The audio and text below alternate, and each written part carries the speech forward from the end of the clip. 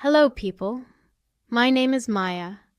I've come here to share my own experience with my evil mother-in-law. This is the story of how my mother-in-law got her karma.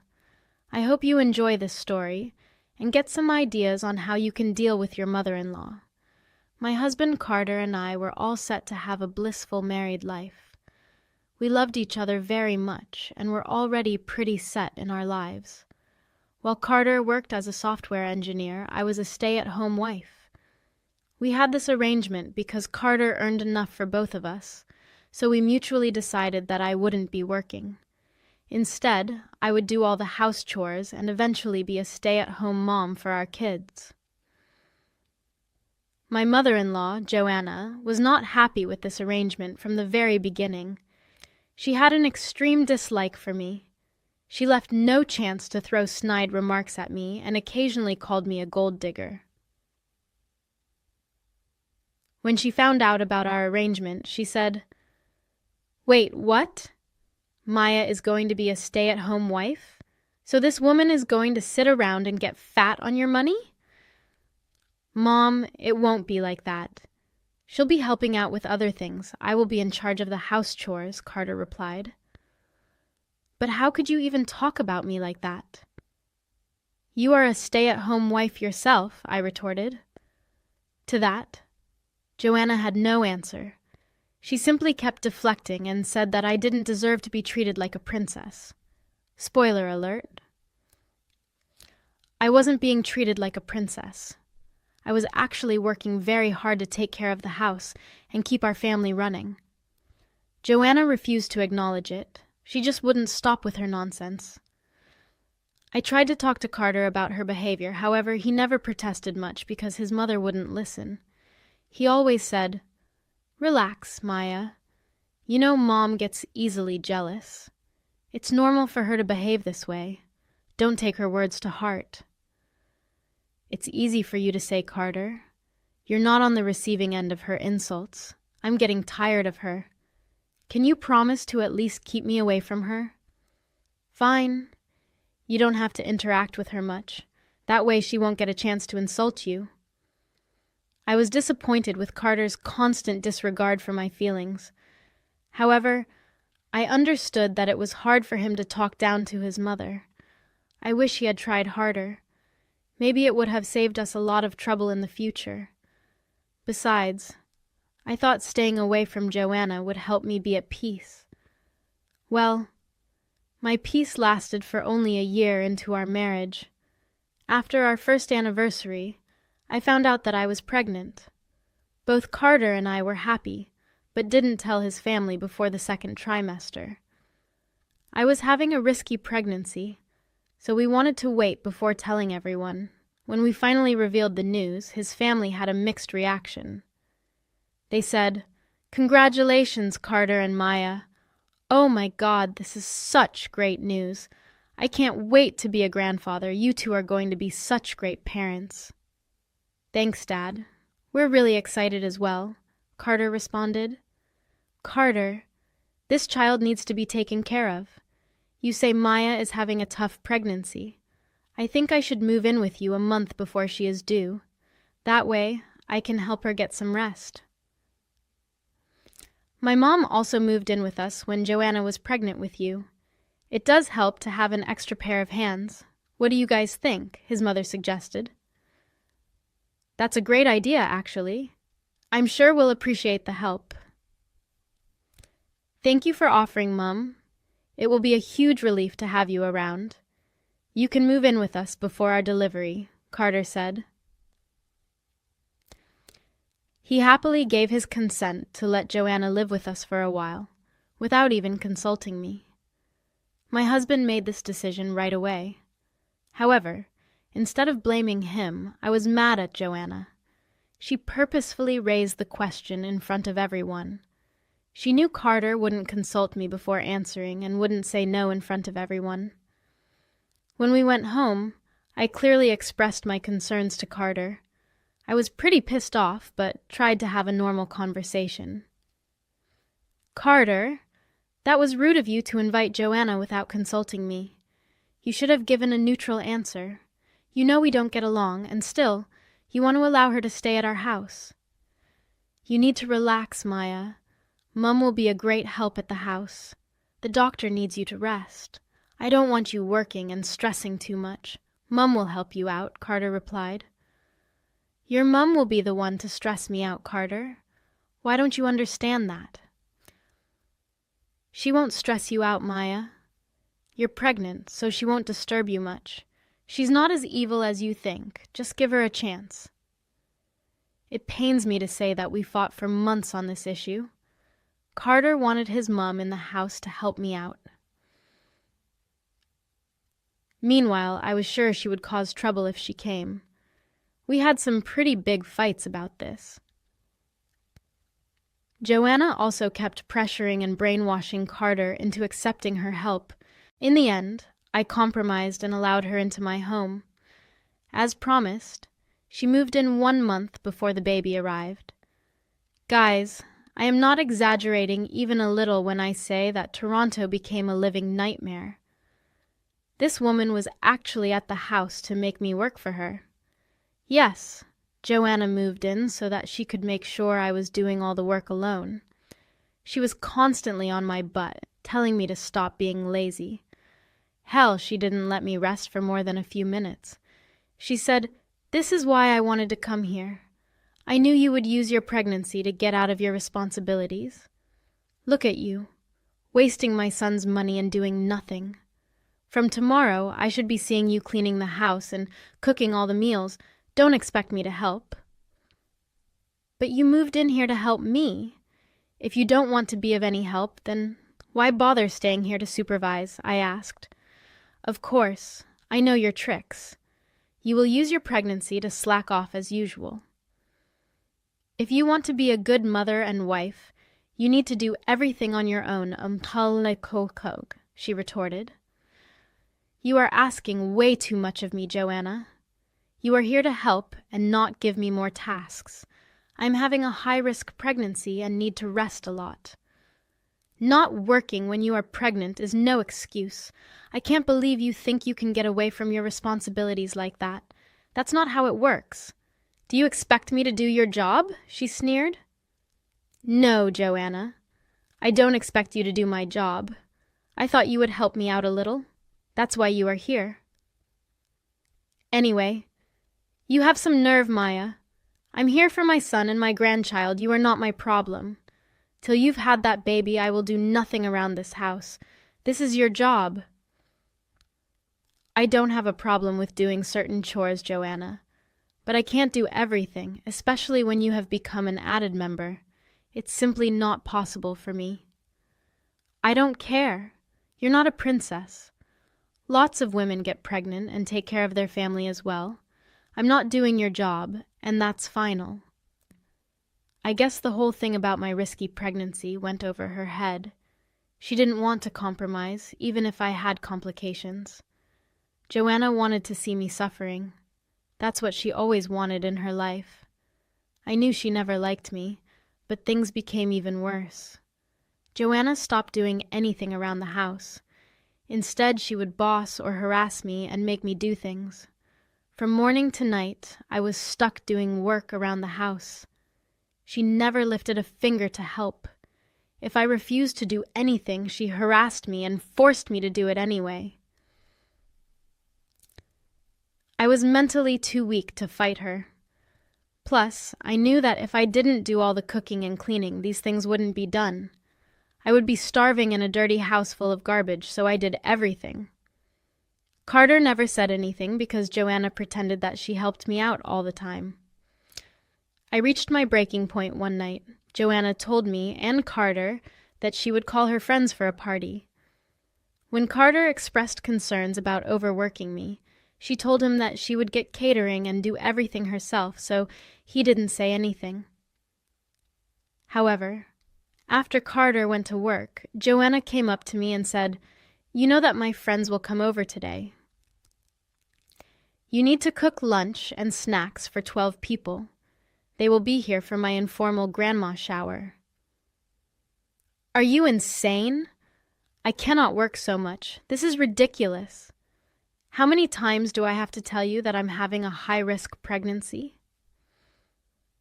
You told us you were getting the event catered, I protested. Stop whining about yourself, Maya. We have all been mothers.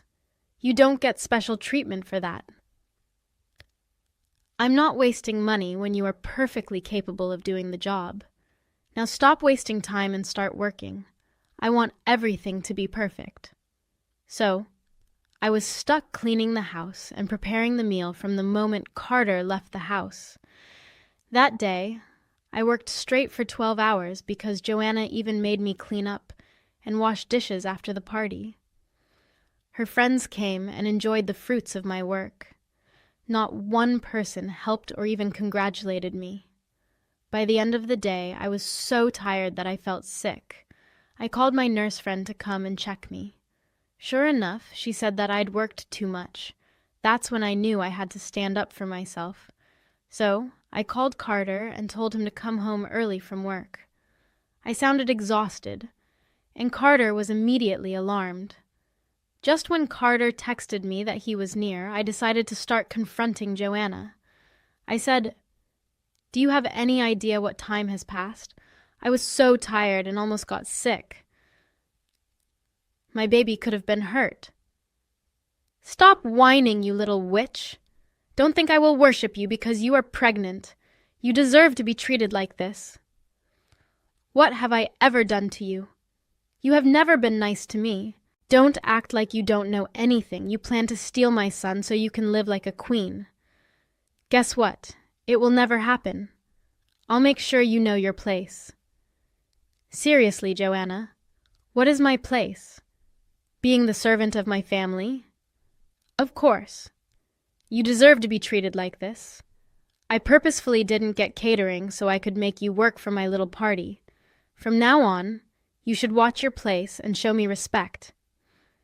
You made me work 12 hours just for a power play. You are a sick and disgusting human being. Don't talk to me like that. I'll make you work as long as I am here. You deserve this treatment since you signed up to be my daughter-in-law. Just wait till I invite more people next week and make you work even more. Maybe then you will learn your lesson for being lazy." Joanna went on spewing venom at me. I was even shocked by the fact she considered me a servant for her. However, I also knew that my sweet revenge was coming, as I had planned. Carter had walked through the front door minutes ago and heard most of the conversation. I could see him while Joanna couldn't. When Carter finally spoke, she was shocked. He said, "Mom, what the hell is going on here? You made Maya work like a servant for your party? Why on earth would you do that? Carter, son, when did you come home? Well, there was no party here. Maya's just making things up. She's pretty hormonal, you know. Thank God I'm here to help her." "You clearly said you made her work." "My pregnant wife worked for 12 hours to serve your guests. What made you think it was okay? You said you were getting catering to cook for your party." "She didn't get any catering for her party, Carter. She made me do everything." "You can call her friends and ask." "Look, Carter, it was just some small work. She shouldn't be lounging around in the house doing nothing. She's been lazy and useless. You have to understand I did it for her good. Stop it, Mum. I've already had enough of your nonsense. You don't get to come here and decide what my wife should do. Hell, you had Grandma look after you when you were pregnant. You never lifted a finger back then." "Carter, that was different. Maya is a lazy woman. She needs to work for her family. You can't expect her to lounge around while I slave myself for her. She's already getting fat from sitting around. It would help her to lose some weight." "That's it, Mum. Get out of the house. I won't let you near my family again. You'll be banned from seeing our child, and we will go no contact with you." No, listen to me. You're overreacting. This witch Maya has you misunderstanding things. Don't let her destroy our relationship, Carter. Don't do this, please." Joanna kept begging and pleading with Carter to hear her out. She was shaking and going pale, and it felt like she was having a stroke. Carter simply turned around, walked into her room, and started packing her bags. Joanna tried to stop him. He didn't listen. I didn't even have to do or say anything else. I simply enjoyed the show. Occasionally, Joanna would look at me and throw insults at me. However, Carter shut it down every time and in turn started to berate her. Soon, Joanna was kicked out of the house with her bags. Carter called Rob to come and take her home. Rob was absolutely appalled by what Joanna had done. He came to our house and took away Joanna, who was still sobbing and screaming at us. We remained unfazed. When they finally left, Carter broke down and apologized to me. He said, "I'm so sorry for putting you through this. I had no idea she would betray me like that. If I had known, I wouldn't have allowed her here. Please forgive me." "It's not your fault, Carter. She did this." "No. I should have listened to you before I brought her here, even after you said no. This is my fault." "Carter, you thought she would help me out. I know she manipulated you into this. I was there when it happened." I didn't hold any grudge toward Carter. I knew that it was hard for him to imagine that his mom would be so cruel. He did apologize a lot, and actively set boundaries with Joanna. Since Joanna was already blowing up his phone, the first thing he did was block her. I never blocked Joanna. She kept calling me names and wishing me harm. I kept all the texts and showed Carter from time to time. I didn't want to leave any space for her to be back in our lives. Carter saw everything and was adamant to protect me and our child. He also forwarded the texts to his dad. Things got a little crazy when I was in the hospital for delivery. Joanna showed up and tried to force herself into the delivery room. We had alerted the staff about not allowing her, so they were ready. Apparently, she made a huge scene and was promptly kicked out by security. Rob was allowed to visit us, so he actually got to meet the baby. I gave birth to a healthy baby boy, and currently we are doing pretty well. Around the time I brought my son home, I ended up blocking Joanna from my phone. Rob showed up at our house a few days later. He looked distraught, and we were worried about him. When he came in and sat down, he said, "I came here to talk to you guys. There's something important you should know." "What is it, Dad?" "Tell us immediately. You look distraught." "I decided to divorce your mother. I am done with her. After everything that's been happening, I don't think I can stay with her." "Are you sure about this, Rob?" "I mean, she is a bad mother-in-law, but that doesn't mean you should divorce her." I thought about it a lot, Maya. Joanna has always been this way. She has been super selfish all along. We had many fights about her behavior. She has been escalating her behavior recently, and it hasn't been sitting well with me. If you think it's better this way, then so be it. I will support you no matter what. I'm done with Mum anyway. There is no way she's coming near our family again.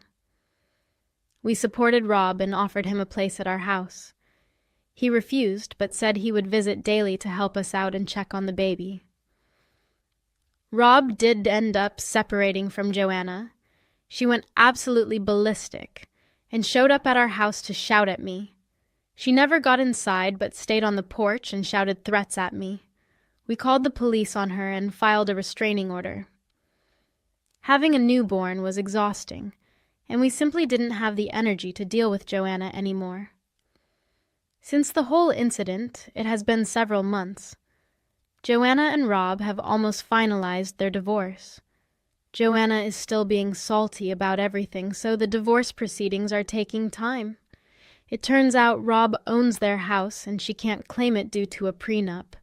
She did try to show up at Carter's work and begged him for a place to stay. Carter simply called security and told them to escort her out. It turns out Rob gave her a month's notice for eviction. She thought he was bluffing. So when she was finally about to be kicked out, she went to Carter for help. I guess she was counting on Carter to look after her. Thankfully, my husband grew a shiny spine and didn't bend to her demands. Joanna even dared to show up at our house when Carter wasn't there. She came to the door and said, "Maya, please, I know you can hear me. Please help me reconcile with my son. He isn't ready to hear me out. I will be becoming homeless very soon. I need your help. You have some nerve showing up at our house. I will never forgive you, Joanna." "You're just getting your karma. There is no use begging me." "Nah, just forgive me this time. I'm sure Carter will forgive me if you do. I need your help." I stopped listening after that. When Joanna didn't stop babbling about forgiveness, I told her to leave or I would call the police. That made her leave reluctantly. We haven't heard or even seen her since then. Carter and I are pretty happy with our new family. Kids do grow up fast, and my little guy is flourishing. Carter does get sad thinking about Joanna, but he still has no intention of contacting her. Joanna is still her miserable self with the added stress of being divorced and homeless very soon. I must say that I don't miss her at all. My little man has been keeping me busy, so I rarely have time to think about her. Hopefully Rob will divorce her soon, and Joanna will be out